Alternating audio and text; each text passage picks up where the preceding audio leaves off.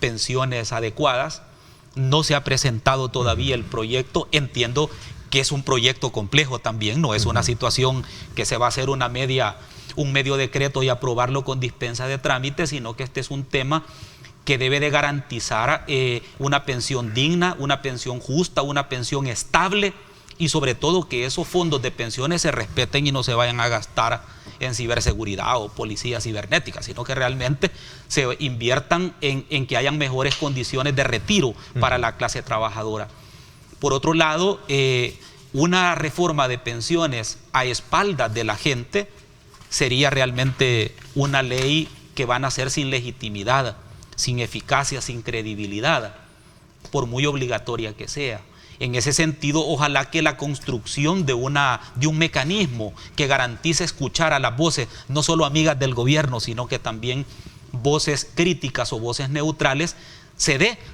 Y no solamente se dé en reuniones en Casa Presidencial, sino como la Constitución lo dice, que el órgano deliberante por antonomasia es la Asamblea Legislativa y ahí es donde se deben de generar las discusiones de los proyectos de ley.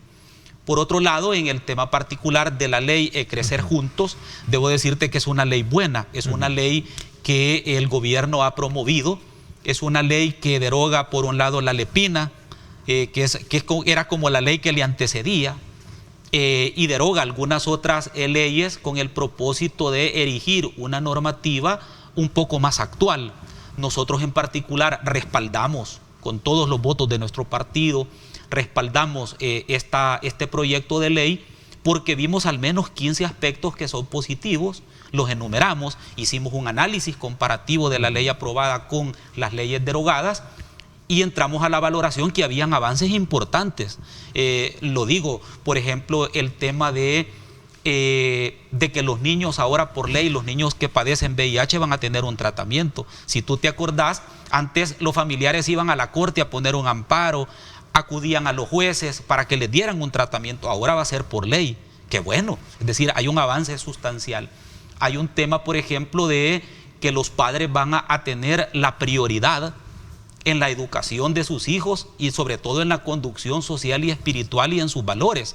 Eso es importante porque reafirma el núcleo de la familia y los valores sociales en los que se nace en un estamento social determinado, como es el caso nuestro. Y hay otros avances más que son muy buenos y nosotros obviamente por eso votamos. Hay un punto en particular que lo hicimos ver, que esperamos que el gobierno en el próximo presupuesto lo solvente.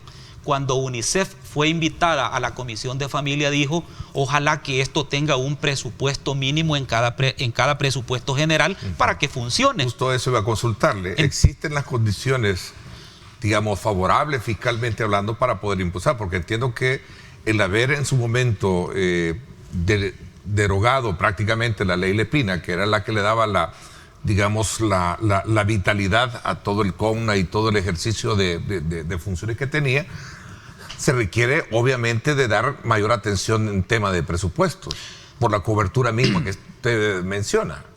Interesante tu pregunta. La primera, ¿existen condiciones financieras o fiscales para la implementación de la ley? Yo te diría que sí, porque si el gobierno ha invertido 300, 400 millones en Bitcoin, que no le representan ningún beneficio al país, hombre, esos 300 o 400 millones por lo menos, se tienen que afianzar en la ayuda para la implementación de esta ley.